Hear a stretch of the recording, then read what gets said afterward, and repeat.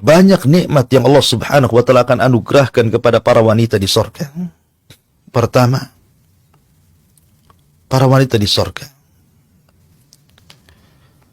mereka akan jauh lebih indah, jauh lebih cantik, jauh lebih mulia, jauh lebih indah dibandingkan para bidadari itu sendiri yang ada di sorga.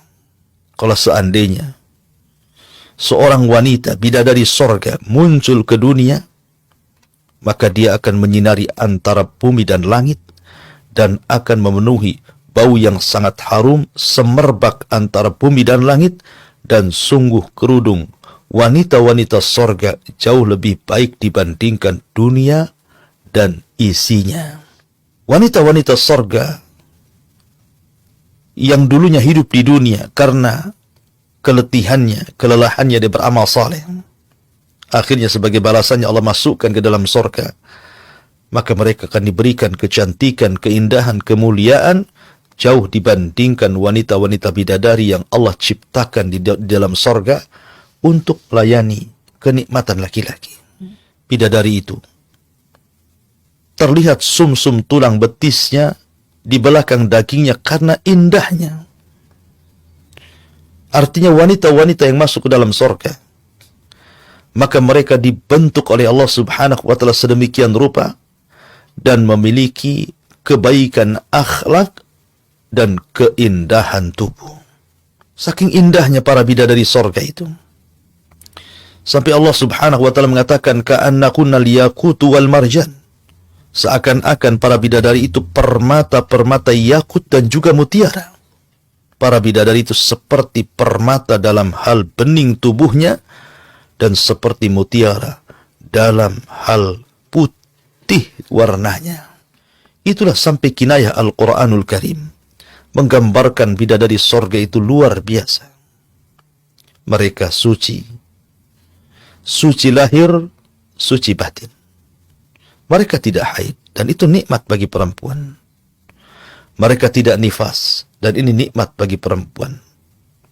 Mereka tidak meludah, mereka tidak mengeluarkan ingus, mereka tidak mengeluarkan bau-bau busuk, dan ucapannya indah, akhlaknya baik, hatinya tidak ada kedengkian, tidak ada dendam, tidak ada hasad, tidak ada permusuhan sesama mereka. Wa naza'na ma fi sudurihim min ghilin ikhwana.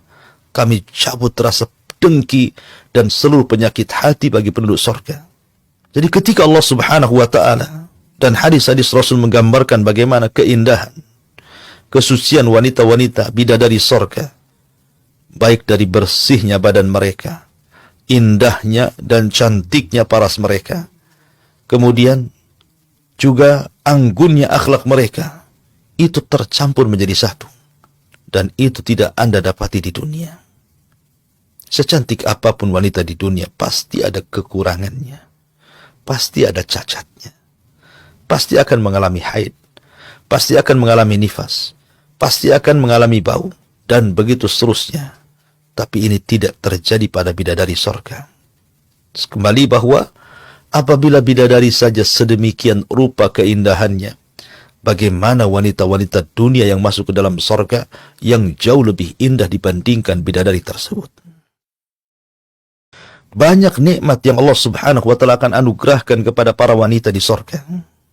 Pertama, para wanita di sorga, mereka akan jauh lebih indah, jauh lebih cantik, jauh lebih mulia, jauh lebih indah dibandingkan para bidadari itu sendiri yang ada di sorga. Kalau seandainya seorang wanita bidadari sorga muncul ke dunia, maka dia akan menyinari antara bumi dan langit dan akan memenuhi bau yang sangat harum semerbak antara bumi dan langit. Dan sungguh kerudung wanita-wanita sorga jauh lebih baik dibandingkan dunia dan isinya.